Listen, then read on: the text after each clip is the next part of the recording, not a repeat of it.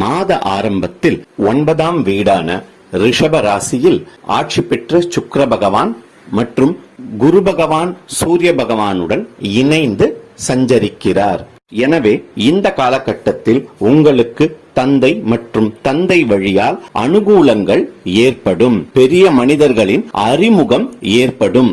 8ஆம் வீடான மேஷ ராசியில் ஆட்சி பலம் பெற்று செவ்வாய் பகவான் அமர்ந்திருப்பதால் ஆவணங்களில் கவனம் தேவைப்படும். வண்டி வாகனங்களில் வித்தை காட்டுவதை தவிர்ப்பது இந்த மாதம் நன்மை பயக்கும். வெளிவட்டாரங்களில் தேவையற்ற விஷயங்களில் தலையிடுவதை தவிர்ப்பது சாலச் சிறந்தது.